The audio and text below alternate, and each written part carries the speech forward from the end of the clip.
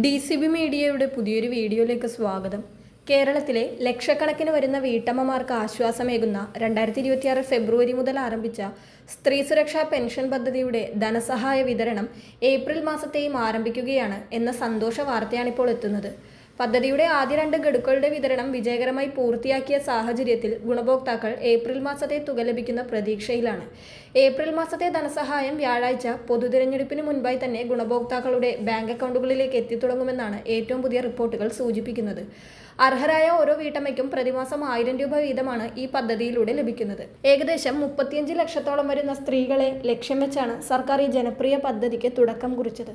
സാമ്പത്തികമായി പിന്നോക്കം നിൽക്കുന്ന കുടുംബങ്ങളിലെ സ്ത്രീകൾക്ക് മരുന്നിനും മറ്റ് വ്യക്തിഗത ആവശ്യങ്ങൾക്കുമായി മറ്റാരെയും ആശ്രയിക്കാതെ ഈ തുക വിനിയോഗിക്കാമെന്നത് പദ്ധതിയുടെ വലിയൊരു നേട്ടമാണ്. 35 വയസ്സിനും 60 വയസ്സിനും ഇടയിൽ പ്രായമുള്ള സ്ത്രീകൾക്കാണ് ഈ ആനുകൂല്യത്തിന് അർഹതയുള്ളത്. 60 വയസ്സ് പൂർത്തിയാകുന്നതുവരെ ഈ 1000 രൂപ കൃത്യമായി ലഭിക്കും. അതിനുശേഷം ഇവർക്ക് നിലവിൽ മാസം 2000 രൂപ വീതം ലഭിക്കുന്ന വാർദ്ധക്യകാല പെൻഷൻ പദ്ധതികളിലേക്ക് മാറാനുള്ള അവസരവും ഉണ്ടായിരിക്കും. പദ്ധതിയിൽ അംഗമാകുന്നതിന് കർശനമായ നിബന്ധനകൾ സർക്കാർ ഏർപ്പെടുത്തിയിട്ടുണ്ട്.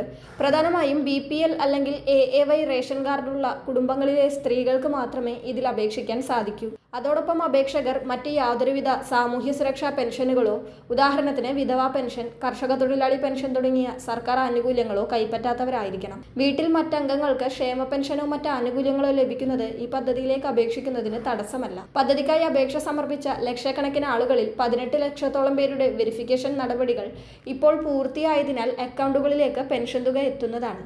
തദ്ദേശ സ്വയംഭരണ സ്ഥാപനങ്ങൾ വഴിയാണ് ഈ പരിശോധനകൾ നടക്കുന്നത്. അപേക്ഷകരുടെ വരുമാനം, റേഷൻ കാർഡ് വിവരങ്ങൾ, മറ്റ് പെൻഷനുകൾ ലഭിക്കുന്നുണ്ടോ എന്നുള്ള കാര്യങ്ങൾ കൃത്യമായി പരിശോധിച്ച ശേഷമാണ് അന്തിമ പട്ടിക തയ്യാറാക്കുന്നത്. പരിശോധനയ്ക്കിടയിൽ ഏകദേശം 81,000-ഓളം അപേക്ഷകൾ നിലവിൽ നിരസിക്കപ്പെടുകയോ തിരുത്തലുകൾക്കായി മടക്കുകയോ ചെയ്തിട്ടുണ്ട്.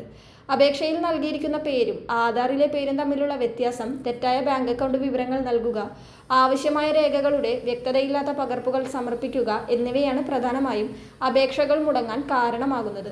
തങ്ങളുടെ അപേക്ഷ അംഗീകരിച്ചോ അതോ മടക്കിയോ എന്ന് ഗുണഭോക്താക്കൾക്ക് സ്വയം പരിശോധിക്കാൻ സാധിക്കും. ഇതിനായി സംസ്ഥാന സർക്കാരിൻ്റെ സേവന എന്ന ഔദ്യോഗിക പെൻഷൻ വെബ്സൈറ്റ് സന്ദർശിക്കാവുന്നതാണ്. വെബ്സൈറ്റിലെ സ്ത്രീ സുരക്ഷാ പെൻഷൻ എന്ന ലിങ്കിൽ ക്ലിക്ക് ചെയ്ത് ആധാർ നമ്പറോ അല്ലെങ്കിൽ അപേക്ഷിക്കുമ്പോൾ ലഭിച്ച പെൻഷനർ IDയോ നൽകിയാൽ നിലവിലെ സ്റ്റാറ്റസ് മനസ്സിലാക്കാം. അപേക്ഷകൾ മടക്കിയവർ പരിഭ്രാന്തരാകേണ്ടതില്ല. സ്റ്റാറ്റസ് പരിശോധിക്കുമ്പോൾ എന്താണോ എറർ എന്നവിടെ രേഖപ്പെടുത്തിയിട്ടുണ്ടാകും. ഈ തെറ്റുകൾ തിരുത്തി ബന്ധപ്പെട്ട ഓഫീസിലോ ഓൺലൈനായോ എത്രയും വേഗം റീസബ്മിറ്റ് ചെയ്യേണ്ടതാണ്. എന്നാൽ അപേക്ഷകൾ നിരസിക്കപ്പെട്ടവർക്ക് വീണ്ടും അപേക്ഷിക്കുവാൻ സാധിക്കുകയില്ല. ഈ പദ്ധതിയുടെ ആനുകൂല്യം ലഭിക്കുവാൻ അർഹതയില്ലാത്തവരുടെ അപേക്ഷകളാണ് നിരസിക്കപ്പെടുന്നത്. അപേക്ഷകൾ കൃത്യമായി സമർപ്പിച്ചാൽ മാത്രമേ വരാനിരിക്കുന്ന ഗഡുക്കൾ തടസ്സമില്ലാതെ അക്കൗണ്ടിലേക്ക് എത്തുകയുള്ളൂ. നിലവിൽ തിരഞ്ഞെടുപ്പ് പെരുമാറ്റച്ചട്ടം നിലനിൽക്കുന്നുണ്ടെങ്കിലും ഈ പദ്ധതി പ്രകാരം ധനസഹായം നൽകുന്നതിന് തടസ്സമുണ്ടാകില്ലെന്ന് അധികൃതർ വ്യക്തമാക്കിയിട്ടുണ്ട്. പുതിയ ഗുണഭോക്താക്കളെ ചേർക്കുന്നതിനോ പുതിയ പ്രഖ്യാപനങ്ങൾ നടത്തുന്നതിനോ ആണ് നിയന്ത്രണമുള്ളത്. നിലവിൽ പണം ലഭിച്ചുകൊണ്ടിരിക്കുന്നവർക്ക് തുക നൽകുന്നതിന് ചട്ടലംഘനമാകില്ല എന്നതിനാൽ ഏപ്രിൽ മാസത്തെ ഗഡു കൃത്യസമയത്ത് ലഭിക്കും. ഏപ്രിൽ 9-ന് തിരഞ്ഞെടുപ്പായതിനാൽ അതിനു മുൻപായി തുക എത്തുവാനുള്ള സാധ്യതയാണുള്ളത്. തിങ്കളാഴ്ച വൈകിട്ട് മുതൽ തന്നെ ഈ പെൻഷൻ തുക ലഭിക്കുവാനുള്ള സാധ്യതകളുണ്ട്. സ്ത്രീ സുരക്ഷാ പെൻഷൻ ഏപ്രിൽ മാസത്തെ വിഹിതം അക്കൗണ്ടുകളിൽ ലഭിക്കുന്നവർ അക്കാര്യമൊന്ന് കമന്റ് ചെയ്യുക. കഴിഞ്ഞ മാസങ്ങളിൽ പണം ലഭിച്ചിട്ടും ഈ മാസം തുക ലഭിക്കാത്തവരുണ്ടെങ്കിൽ അവർ അടിയന്തരമായി ബാങ്ക് അക്കൗണ്ടും ആധാരം തമ്മിൽ ബന്ധിപ്പിച്ചിട്ടുണ്ടോ എന്ന് പരിശോധിക്കണം. കൂടാതെ അക്കൗണ്ട് പ്രവർത്തനക്ഷമമാണെന്ന് ഉറപ്പുവരുത്തുകയും വേണം. അപേക്ഷയിൽ പിശകുകൾ ഉണ്ടെങ്കിൽ അത് പരിഹരിക്കാൻ വൈകുന്നത് ആനുകൂല്യം ലഭിക്കുന്നതിൽ വലിയ കാലതാമസം ഉണ്ടാക്കാൻ കാരണമാകും. വളരെ പ്രധാനപ്പെട്ട ഈ ഒരു ഇൻഫർമേഷൻ മറ്റുള്ളവർക്ക് കൂടി ഷെയർ ചെയ്യുക.